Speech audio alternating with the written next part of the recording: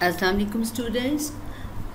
Today is our lecture number 8 and I'll start it with the character sketch of Santiago, the old man of the novel The Old Man and the Sea. Number 1, Introduction. Introduction में 3 points हैं. Number 1 पे है protagonist, hero और tragic hero. तो आज हमने संतियागो का character sketch करना है और प्रोटैगोनिस्ट का मतलब होता है द मेन और central character in a novel और a play and he is also a hero. Hero is a person who plays a vital role and the tragic hero. We can also say that Santiago is a tragic hero. Tragic hero क्या होता है? Tragic hero वो होता है जो कि main character होता है एक ट्रेजिडी में. ट्रेजिडी कहते हैं कोई अलमिया, कोई बहुत सीरियस किस्म का पीस ऑफ लिटरेचर. और ट्रेजिक हीरो जो है उसके अंदर जो है वो ज़रूर कोई ना कोई ट्रेजिक फ्लॉ और ट्रेजिक वीकनेस पाई जाती है. यानी उसके अंदर उसकी पर्सनालिटी में कोई ऐसी वीकनेस होती है जिसकी वजह से वो ट्रेजिडी होती है और वो ट्रेजिक हीरो कहलाता है. तो संतियागो के बारे में तीनों बातें कही जा सकती हैं. प्रोटैगोनिस्ट तो है, वो मेन कैरेक्टर है, नॉवेल जो है उसी के बारे में है. The whole story of the novel revolves around the character of Santiago, the old man. और हीरो भी है, वो वाइटल रोल है उसका, और ट्रेजिक हीरो भी है. उसके साथ ट्रेजिडी ये होती है कि उसकी लाइफ लॉन्ग विश जो है ये है कि वो ओल्ड एज में भी कोई बिग फिश पकड़ के अपने आप को प्रूव करना चाहता है. और कुछ क्रिटिक्स ने जो तनकीद निगार हैं उन्होंने कहा है कि इसकी ट्रेजिडी ये थी कि ये ओवर कॉन्फिडेंट था, कि इतना वीक था, ओल्ड था और ये अकेला ही चला गया और इसने किसी की हेल्प नहीं ली. ना तो बॉय उसके साथ था और ना ही कोई और फिशरमैन था. और वो गल्फ स्ट्रीम में बहुत दूर तक निकल गया और फिर उसको बिग फिश जो है वो उसको अकेला नहीं पकड़ सका. तो ये उसकी ट्रेजिक वीकनेस या ट्रेजिक फ्लॉ कहा जाता है तनकीद निगारों के नज़दीक. उसके बाद सेकंड पॉइंट पे आते हैं. नंबर 2 पॉइंट है फिज़िकल अपीयरेंस और description of the old man. यानी इस पॉइंट का मतलब ये है कि वो जिस्मानी तौर पे कैसा था और वो देखने में कैसा लगता था. तो इसके बारे में मैंने आपको जब नावल की ओरिजिनल स्टोरी स्टार्ट करवाई है तो उसमें पैराग्राफ नंबर 2 जो है वो ओल्ड मैन की डिस्क्रिप्शन के बारे में है और साथ ही उसके बाद वाली नेक्स्ट लाइंस भी उसकी आइज़ के बारे में है. तो डिस्क्रिप्शन के बारे में आप ये बताएंगे कि the old man is thin and gaunt with deep wrinkles in the back of his neck. His face has brown blotches. His hands have the deep crease scars for handling heavy fish on the coast. और फिर उसकी eyes के बारे में speciality ये है कि उसकी आइज़ के everything about him is old except his eyes. They are the same colour as the sea और they were cheerful and undefeated. ये तो आपको मैंने टेक्स्ट में स्टार्ट में ही सेकेंड पैराग्राफ में करवा दिया था, वहाँ से आप इसको फुल कोट कर सकते हैं. उसके बाद नंबर 3 पॉइंट है ही वॉज कॉल्ड स्लाउ. स्लाउ के बारे में नावल जहाँ पे स्टार्ट हो रहा है वहाँ पैराग्राफ नंबर 1 है, उसी में ये बता दिया गया है कि ये टर्म या ये वर्ड जो है ये यूज़ की जाती थी उस फिशरमैन के लिए जो कि उनके टाउन में कोई बिग फ़िश नहीं पकड़ सकता था, तो वो उसको ही अनलकी करार दे देते थे. तो स्लाव is the unlucky, the worst form of unlucky, very unfortunate person. And when he couldn't the old man couldn't catch a big fish, then the other fishermen called him slow. उसके बाद आती हैं second point पे. Second point है his confidence. Old man के अंदर जहाँ और क्वालिटीज़ हैं वहाँ उसके अंदर सेल्फ कॉन्फिडेंस बहुत पाया जाता है और सेल्फ रिस्पेक्ट बहुत है. He is old and weak but he still has the confidence that he can catch a big fish. यही कॉन्फिडेंस जो है इसी को तनकीद निगारों ने ओवर कॉन्फिडेंस भी कह के उसकी वीकनेस भी शो की है कुछ लोगों ने.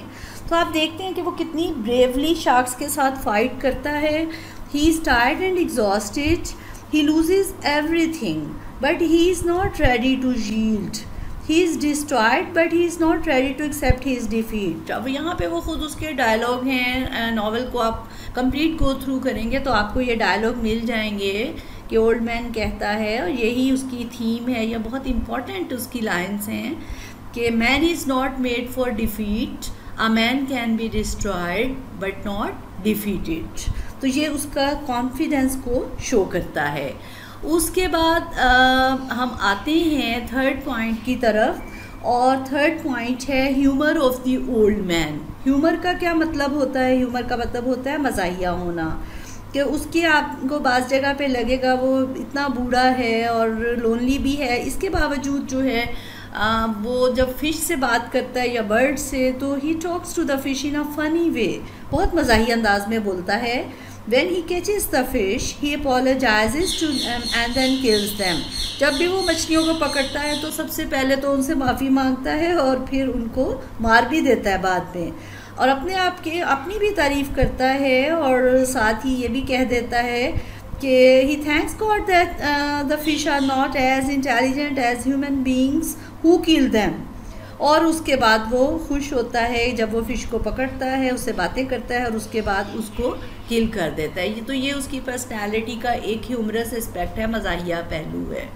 उसके बाद नंबर 4 पॉइंट है अ लोनली पर्सन। आपको पता है ये कि ओल्ड मैन जो है वो कितना लोनली है। पूरे नावल में जो है स्टार्ट के 10 to 12 पेजेस हैं जहाँ पे बॉय उससे बात करता है और बाकी फ़िशरमैन से उसकी कोई बात नहीं होती ख़ास, और वहाँ भी जब टेरेस पे वो जाता है तो वहाँ भी जो है बाकी लोग बोल रहे होते हैं या कुछ ना कुछ हो रहा होता है, लेकिन ओल्ड मैन जो है वो खामोश होता है और अपनी शैक में, हट में, जो उसकी झोंपड़ी है उसमें भी वो अकेला रहता है क्योंकि उसकी वाइफ की डेथ हो चुकी होती है। तो बॉय ही है जो उसके हमेशा उसके पास आता है और उसको कंपनी देता है। और शायद यही वाला पॉइंट है, अ लोनली पर्सन वो है, इसलिए भी उसकी पर्सनालिटी में ये एस्पेक्ट्स हैं कि वो he talks to himself and he is so dreamy. Nostalgic भी है। नॉस्टैल्जिक मीन्स कि अपने पास्ट के बारे में, वो पास्ट हैपनिंग्स के बारे में हमेशा सोचता रहता है, और उसके बाद जो है वो अपने आप से भी बातें करता है, फिश से भी बातें करता रहता है, और फिर वो ड्रीम्स अपनी चाइल्डहुड के जो हैं वो उसके बारे में भी सोचता है। उसके बाद आए नंबर 5 पॉइंट पे।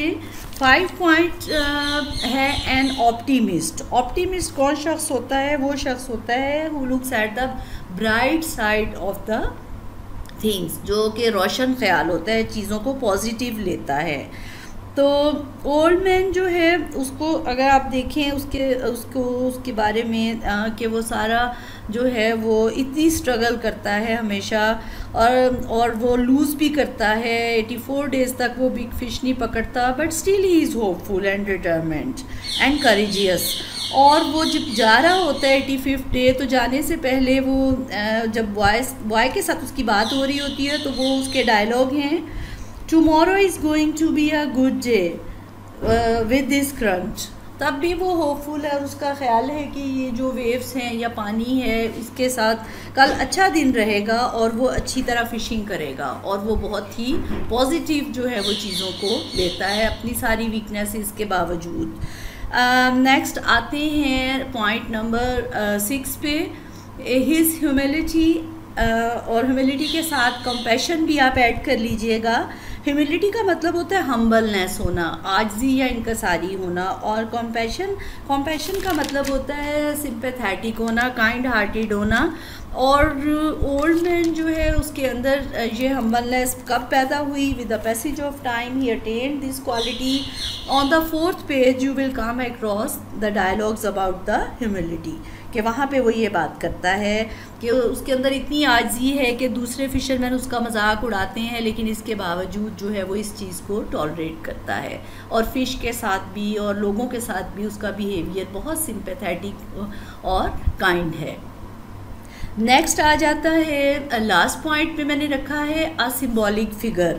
इसके बारे में ऑलरेडी हम एक कंप्लीट असाइनमेंट सिंबोलिज्म की 2 पार्ट्स में मैंने आपको करवा दी है, और इसको फिर थोड़ा सा डिस्कस कर लेते हैं कि the old man represents an idea. अब वो एक सिर्फ फिशरमैन नहीं है कि जो ओल्ड और एक्सपर्ट फिशरमैन है, बल्कि वो एक सिंबल पेश करता है, एक आइडिया पेश करता है। वो लोग जो अपनी लाइफ में बहुत सफ़र करते हैं लेकिन इसके बावजूद they don't lose heart and they just try to fight with the opposing forces. तो या फिर उनकी रोल ऑफ फेट बहुत इम्पॉर्टेंट है कि वो उन किस्मत का किरदार जो उनकी ज़िंदगी में है, इसके बावजूद जो है बैड लक जो है उनके साथ है, लेकिन फिर भी वो जो है वो अपनी नोबल डीड्स के लिए स्टैंड करते हैं। तो यहाँ पे आके जो है वो कैरेक्टर स्केच सैंटियागो का ख़त्म हो जाता है। बहुत से इंपॉर्टेंट एस्पेक्ट्स हैं इसमें, लेकिन इससे रिलेटेड जो क्वेश्चंस हैं वो सेपरेट से भी इसकी पर्सनालिटी में से आ जाते हैं, जैसे कि सेपरेट उसकी सेल्फ टॉकिंग और उसके ड्रीम्स के बारे में भी क्वेश्चन आ सकता है कैरेक्टर स्केच के अलावा। इंशाल्लाह नेक्स्ट हम second important character sketch of Manolin करेंगे। तब तक के लिए अल्लाह हाफिज़।